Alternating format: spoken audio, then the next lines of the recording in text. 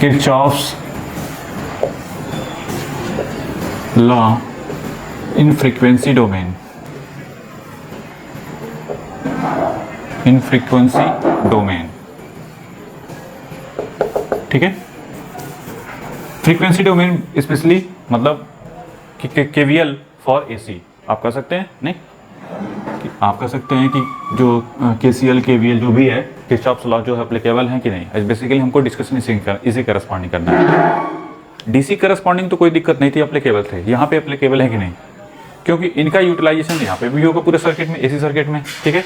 तो चलिए step by step. इसके पहले एक चीज़ हमको और जाननी चाहिए, जानने तो हम लोग हैं ही हैं, लेकिन थोड़ा सा चूँकि उसका यूटिलाइजेशन होगा, वैसे हमने प्रीवियसली डिस्कस किया था प्रीवियस लेक्चर में, फर्स्ट लेक्चर में ही, ठीक है। थोड़ा सा हम बता देना चाहते हैं कि जैसे ई के पावर जे थीटा होता है तो हम लोग क्या लिखते हैं भाई, कॉस थीटा प्लस जे साइन थीटा, नहीं, या ई के पावर माइनस जे साइन थीटा, जे ऐसे हो तो कॉस थीटा माइनस जे साइन थीटा ऐसे होता है।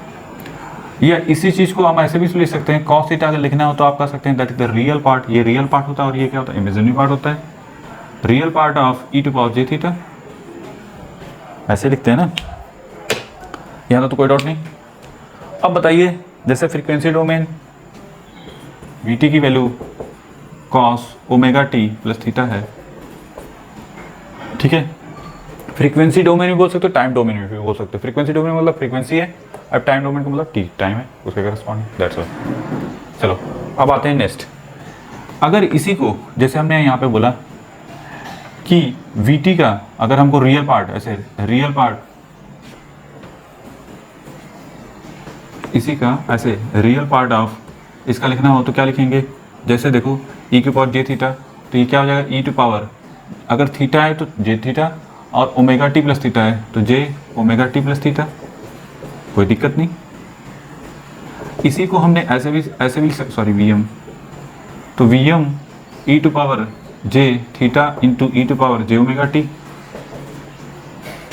और इसी को हमने ऐसे लिखा था क्या, वी और e to power j omega t. और इसके बारे में हमने क्या बताया था कि V this equal to actually V m e to power j theta, और इसी को हम ऐसे भी लिख सकते हैं क्या, V m phasor sum, phasor में हो गया ना, फेजर रिप्रेजेंटेशन, ठीक है। तो ये जो है ये इसको क्या बोलते हैं, that is phasor representation of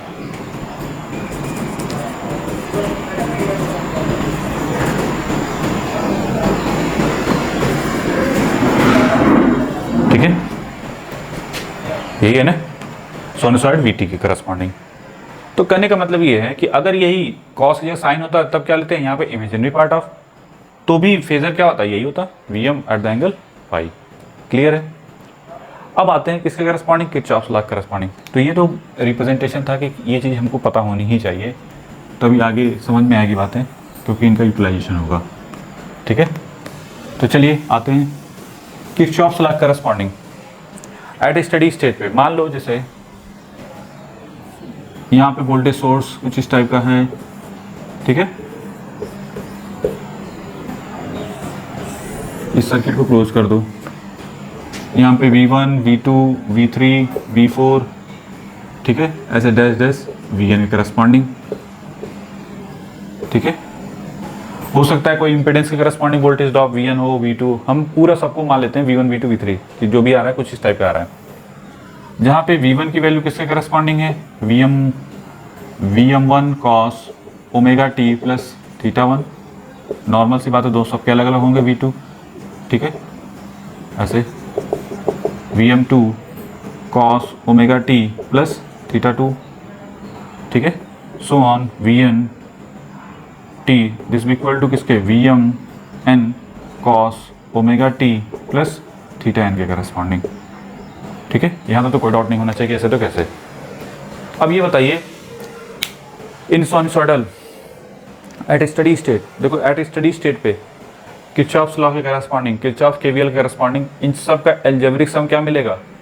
किसी लूप में केवीएल हमको क्या मिलता था, 0 मिलता था ना भाई, यहाँ पे एल्जेब्रिक सम क्या मिलेगा हमको, 0, ठीक है। अगर केवीएल अप्लाई कर रहे हैं ठीक है, KVL इन लूप, जो भी नाम रख दो इसका, लूप 1 रख दिया तो 1, तो 1 के corresponding V1t plus V2t plus V3t so on Vnt this be equal to 0। ठीक है, ये हो जाएगा Vm1 cos omega t plus theta 1, Vm2 cos omega t plus theta 2। ठीक है, ऐसे करते जाओ, लास्ट में Vmn cos omega t plus theta n this be equal to 0। यहाँ तो कोई डाउट नहीं। ये कब है? At steady state. ठीक है, एट स्टडी स्टेट पे KVL हमने अप्लाई कर दिया। ये जब देखो जो भी एक कॉस या साइन में लिखा रहता है तो वो स्टडी स्टेट के करस्पॉन्डिंग होता है। ठीक है, ट्रांजिएंट तो है नहीं इसमें, क्योंकि ई टू पावर समथिंग इस टाइप का जो बनता है। खैर आते हैं, तो यहाँ तक तो कोई डाउट है। अगर हम इसी चीज़ को ऐसे भी तो लिख सकते थे कि that is the real part of, इसका रियल पार्ट कैसे लिखेंगे ना, देखो that is the real part of Vm1, ठीक है, e to power j omega t, या पहले सीरियल वाइज ऐसे लिख दो, theta 1 into e to power j omega t, ठीक है, plus Vm2 e to power j theta 2 into e to power j omega T.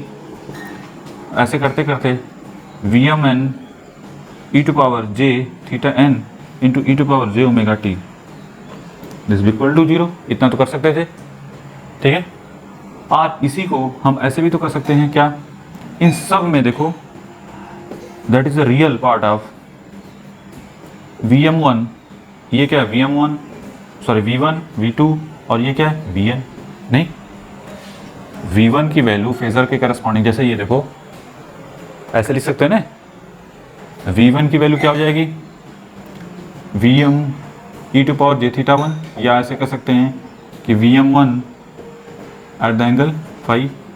V2 की value लिखना हो तो Vm2 e to power j theta 2 this be equal to Vm2 into ये theta 1 theta 2 जो भी है, ऐसे Vn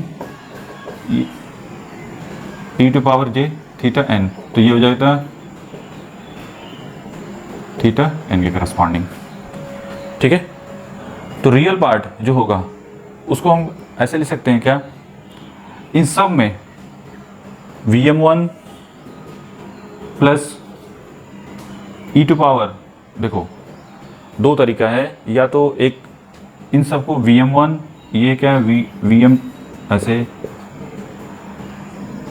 3 ऐसे करते हैं Vn into e to power j omega t this be equal to 0। ठीक है, यहाँ तो कोई डाउट नहीं होना चाहिए तो कि ऐसे तो कैसे। अब यहाँ पे दो चीज़ें आती हैं, या तो ये पूरा इक्वल टू 0 होगा, या तो ये 0 होगा। नहीं, बराबर 0 में दिया हुआ है real part of something, the real part of V1 V2 V3, इन सब में क्या जे ओमेगा टी क्या था, कॉमन था, दैट्स वाई ऐसे कर दिया। या तो ये वाला पूरा 0 होगा, या तो ये, जैसे x into y this equal to 0, या तो x 0 या तो y 0, वही चीज़ तो है। अब ये बताइए, जे ओमेगा टी तो 0 हो नहीं सकता, ये तो 0 नहीं हो सकता, तो इसका मतलब क्या हुआ कि V1 plus V2 plus V3 plus V4 plus Vn, इन सब का अलजेब्रिक सम क्या मिलेगा हमको, दैट इज 0। ठीक है, दैट इज KVL। तो इसका मतलब KVL भी यहाँ पे होल्ड करेगा, और वो किसके फॉर्म में होल्ड करेगा, तो जब भी आपको बनाना है, इसीलिए जब भी किरचॉफ वोल्टेज लॉ आपको अप्लाई करना है तो आप क्या करोगे, सर्किट को हमेशा किसके फॉर्म में बनाओगे, इसके फॉर्म में। ये नहीं कि V1 V2 V3 जो ऐसे लिखा है ना, ये वाला ऐसे लेके नहीं चलोगे वहाँ पे, बल्कि इसके लिए अलग से ये जो है आप कह सकते हैं फ्रीक्वेंसी डोमेन या टाइम डोमेन करस्पॉन्डिंग सर्किट है। आप पहले के सर्किट को कैसे कन्वर्ट करोगे, लाइक दिस वन करस्पॉन्डिंग, कि ये कुछ इस टाइप का बनेगा, जो भी है। अगर वोल्टेज सोर्स है तो वोल्टेज सोर्स, ठीक है, अगर मान लो कोई इस टाइप का बन गया, इम्पीडेंस है तो इम्पीडेंस, कोई दिक्कत नहीं।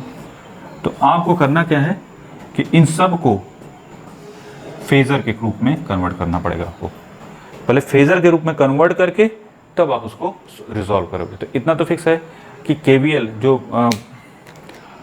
आप कह सकते हैं कि KVL होल्ड करेगा,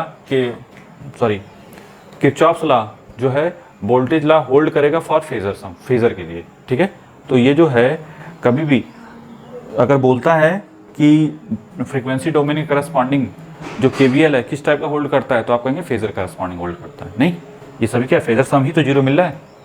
ठीक है, इसको बना लो। फिर अब डिस्कस करेंगे किसके करस्पॉन्डिंग, करंट के करस्पॉन्डिंग। ठीक है, तो ये तो वोल्टेज लॉ के करस्पॉन्डिंग हमने डिस्कशन किया। ठीक है, चलो, तो ये था केवीएल के corresponding. KVL holds for phasor. ठीक है, क्लियर है। होल्ड फॉर फेजर्स, फेजर्स के लिए क्या करेगा, होल्ड करेगा। नहीं,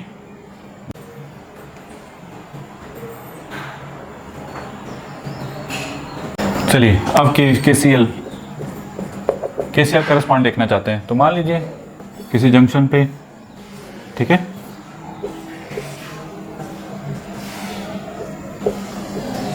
कुछ इस टाइप का है। नहीं, तो ये बताइए, सबको एक ही डायरेक्शन मान लो, कोई दिक्कत नहीं। सिंप्लिसिटी के लिए हमने सबको आउटसाइड मान लिया। ये I1, ये I2, ये I3, I4, I5, ठीक है,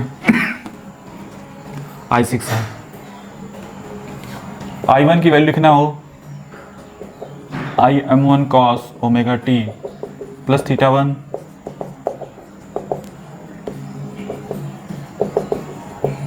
ठीक है, ऐसे लिखते चले जाएंगे। अगर n तक है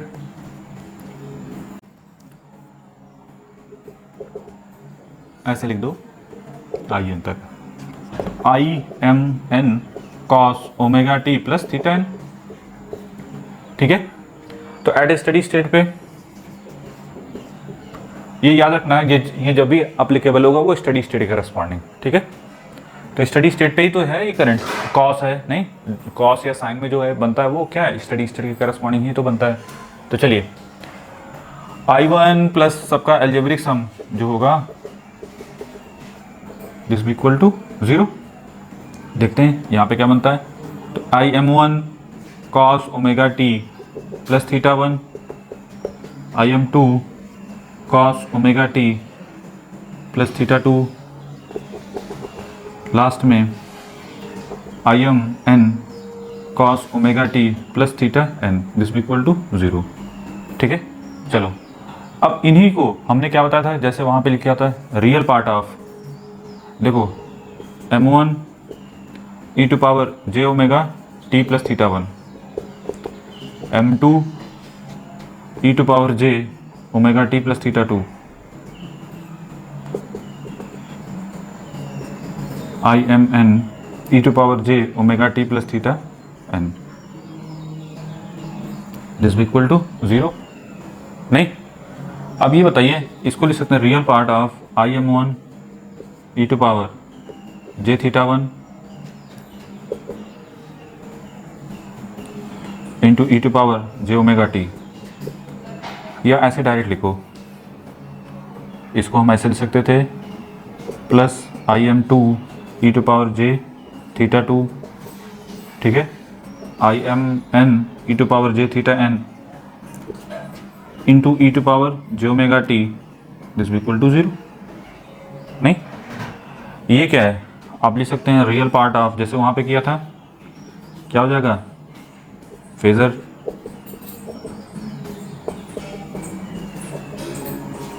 ऐसे I2 और यहाँ पे In j ओमेगा t। तो आपको एक चीज़ तो फिक्स हो गई कि j ओमेगा t तो 0 नहीं हो सकता। तो इसका मतलब ये वाला पार्ट आपको क्या मिलेगा, फेजर सम। ठीक है, फेजर सम, करंट का फेजर सम क्या मिलेगा आपको, 0। ठीक है, यहाँ तो कोई डाउट नहीं। तो आप लिख सकते हैं KCL होल्ड फॉर फेजर्स। ठीक है, तो ये इसमें भी वही चीज़ करनी पड़ेगी, सबको हमको जो भी दिया है उसको पहले किस में कन्वर्ट कर दो, फेजर में, फिर इसके बाद जो भी डिटरमाइन करना है वो आप डिटरमाइन कर सकते हो। ठीक है, तो बना लो इसको जल्दी से। फिर करंट डिवाइडर रूल और वोल्टेज डिवाइडर रूल भी डिस्कस कर लेते हैं। ठीक है, now voltage divider rule or voltage division rule इसी को बोलते हैं, ठीक है। खैर, जैसे मान लीजिए हम यहाँ पे बहुत सारे इम्पीडेंस हैं, ठीक है, और यहाँ पे एक वोल्टेज सोर्स है लाइक दिस वन एसी। यहाँ पे एसी या फ्रीक्वेंसी डोमेन बोला जाए, बोथ आर सेम थिंग, ठीक है। हमने एक पर्टिकुलर टाइम के करस्पॉन्डिंग मान लिया कि यहाँ पे ये प्लस है या माइनस है लाइक दिस वन, और हमने पर्टिकुलरली ऐसा कुछ इस टाइप का मान दिया, ठीक है। इसको ऐसे कर दो, ये Z1, ये Z2, ये Z3, ये Z4, Zn, कुछ इस टाइप का है।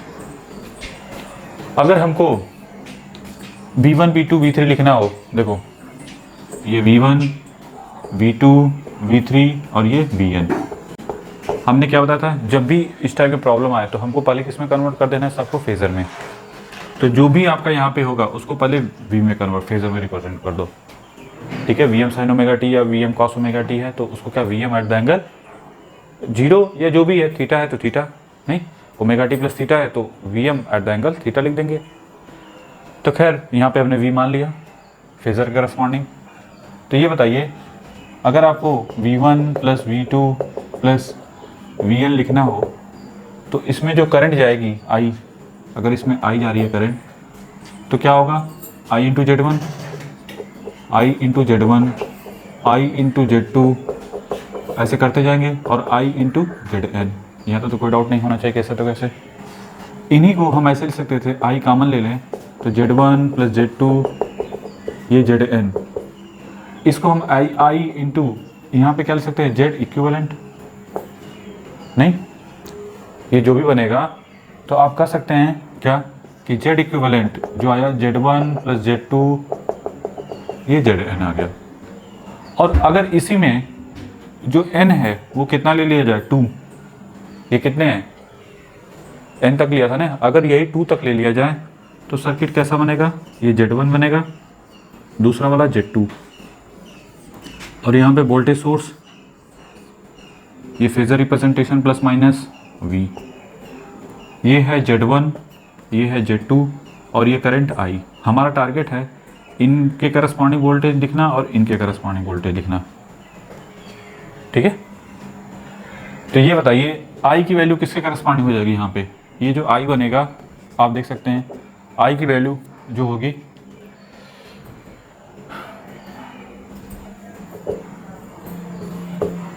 ने यही होगी, इसी को V के करस्पॉन्डिंग। तो चलिए I की वैल्यू लिखना है तो जैसे V बाई जेड इक्विवेलेंट लिखते हैं उसी तरीके से यहाँ पे भी बनेगा V divide by Z equivalent. Z equivalent का मतलब यहाँ से जो दिख रहा होगा Z1 प्लस Z2, ये Z1 प्लस Z2 सीरीज में है, दैट्स वाई कोई दिक्कत नहीं। अच्छा, अब अगर हमको V1 लिखना हो तो क्या लिखेंगे, I इंटू Z1, I की value V into Z1 divide by Z1 plus Z2, यही होगा। और उसी तरीके से V2 लिखना हो तो I into Z2 that is V upon Z1 plus Z2 into Z2, ठीक है, यहाँ तो कोई डाउट नहीं।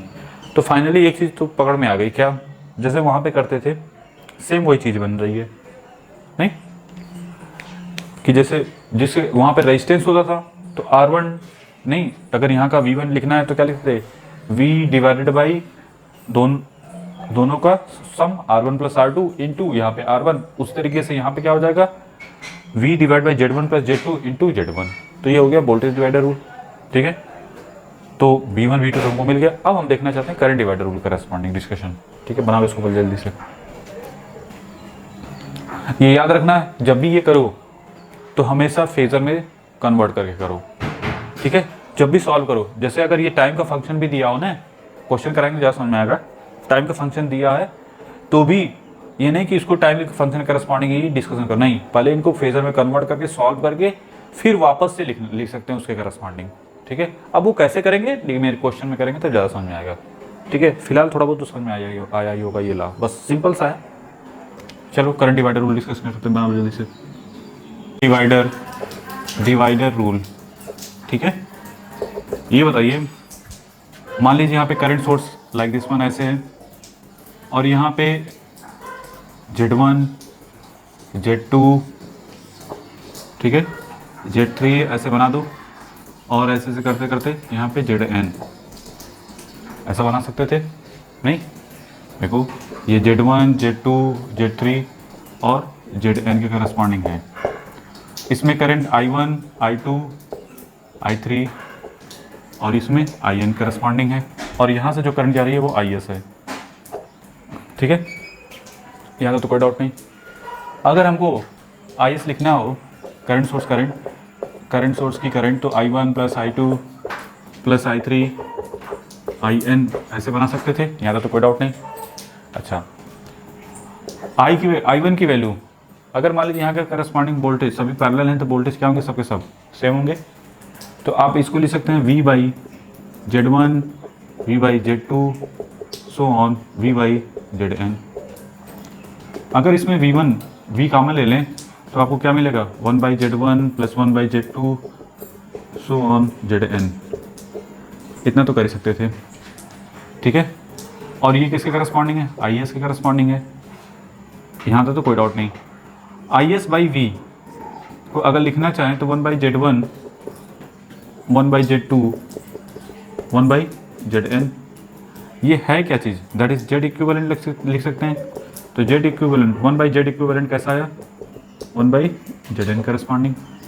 ठीक है, या इसी को हम लिखते हैं इक्विवेलेंट, ये Y admittance Y1 Y2 and Yn। ठीक है, that is admittance Y this equal to 1 by Z, ये होता है। तो Z का इन्वर्स कर दो तो वो जो बनेगा वो उसको क्या बोलते हैं, एडमिटेंस। तो इक्विवेलेंट एडमिटेंस ये हो गया, यहाँ तो कोई डाउट नहीं कैसे तो कैसे। ठीक है, अब इसी तरीके से अगर हम यहाँ पे सिर्फ 2 ले लें तब क्या होगा, n की वैल्यू, यहाँ तो n कितना लिया था, n तक लिया था जनरलाइज फॉर्म। अगर n की वैल्यू 2 ले लें इजीली समझने के लिए करंट सोर्स को, सॉरी करंट डिवाइडर रूल को, तो हमने क्या कर दिया, ये Z1 ये क्या है Z2 Z1 Z2। ठीक है, ये I, इसमें I1 करंट और इसमें I2 करंट। ये बताइए for n this be equal to 2 के लिए, ठीक है, for n this be equal to 2 के लिए आप क्या लिख सकते हैं, Z इक्विवेलेंट जो आएगा 1 बाई Y इक्विवेलेंट ऐसे लिख सकते हैं। ये जो आएगा इसको आप ऐसे लिख सकते हैं क्या, Y11 ऐसे, V1 Y ऐसे कुछ इस टाइप का लिख सकते हैं। ये बताइए इसको और अगर सिंप्लीफाई करें तो ये क्या है, Z1 1 बाई Z2। तो फाइनली जो बनेगा Z1 Z2 divide by Z1 plus Z2। तो ये हो गया Z इक्विवेलेंट। ठीक है, Z equivalent like this one corresponding. ठीक है, अब इनकी हेल्प से तो हमको तो एक चीज़ मिल गया कि Z इक्विवेलेंट हमको मिल गया। अगर वोल्टेज V है यहाँ, क्या नहीं, यहाँ का वोल्टेज क्या है V, तो V की वैल्यू किसके करस्पॉन्डिंग होगी, I इंटू Z इक्विवेलेंट, जो भी इसका Z इक्विवेलेंट आएगा। ठीक है, वो किसके करस्पॉन्डिंग है, इसके करस्पॉन्डिंग। अगर आपको यहाँ तो कोई डाउट नहीं। दूसरी चीज़ यहाँ पे I1 into Z1 this equal to I2 into Z2 this equal to V की करस्पॉन्डिंग हो सकता है। तो I1 into Z1 this equal to I2 into Z2 ऐसा लिख सकते हैं। फिर नेक्स्ट टारगेट क्या होगा, यहाँ से देखो दिस वन बराबर दिस वन के, तो I Z equivalent this equal to I1 into Z1। तो I1 की वैल्यू जो मिलेगी वो किसके, Z1 इंटू, देखो एक सेकेंड, I तो 80 से रहने दो, Z इक्विवेलेंट कितना है, Z1 Z2 divide by Z1 plus Z2 divide by, यहाँ पे ऐसे कर सकते हैं तो ये इससे कैंसिल हो गया। तो I1 की वैल्यू एक्चुअल में किसके corresponding, Z2 into I divide by Z1 plus Z2। ठीक है, इसी तरीके से सिमिलरली दूसरे के लिए क्या लिख सकते हैं, ये किसके करस्पॉन्डिंग, इसके करस्पॉन्डिंग। तो I Z equivalent this equal to I2 into Z2। तो I2 की वैल्यू क्या मिलेगी, I into Z1 Z2 divide by Z1 plus Z2 divide by Z2। ठीक है, तो Z2 कैंसिल। तो फाइनली यहाँ पे I2 क्या मिला आपको, I इंटू सॉरी ऐसे Z1 into I this divide by Z1 plus Z2। ठीक है, तो फाइनली ये करंट, तो हमको करंट सोर्स सेम वही चीज़ है, कि जिसमें हमको करंट डिटरमाइन करनी है उसके सामने वाले का रेजिस्टेंस, नहीं इसमें भी तो वही चीज़ हुई है ना, ठीक है, यहाँ तो कोई डाउट नहीं। कैसे तो कैसे, देखो इसमें करंट डिटरमाइन करना है तो इसके सामने वाले का रेजिस्टेंस क्या है, इंपीडेंस क्या है, Z2 into I divide by Z1 plus Z2। उसी तरीके से I2 डिटरमाइन करना है इसके सामने वाले का impedance Z1 into I divide by Z1 plus Z2। Same वही है जैसे जो यहाँ पे Z1 Z2 है, हमने वहाँ पे डिस्कस किया था जब रेजिस्टेंस में डीसी सर्किट में, तो वहाँ पे R1 R2 था, नहीं बना लो। अब इस पर बेस्ड ऑन क्वेश्चन को देखेंगे तब ज़्यादा समझ में आएगा। ये याद रखना हमेशा, सबको जब भी सर्किट फॉर्म करो तो हमेशा सर्किट को किस में कन्वर्ट करके करो, फेजर में, ठीक है, क्योंकि जितने भी लॉ हैं सब फेजर के करस्पॉन्डिंग ही अप्लीकेबल हैं, ठीक है। बना लो इसको पहले।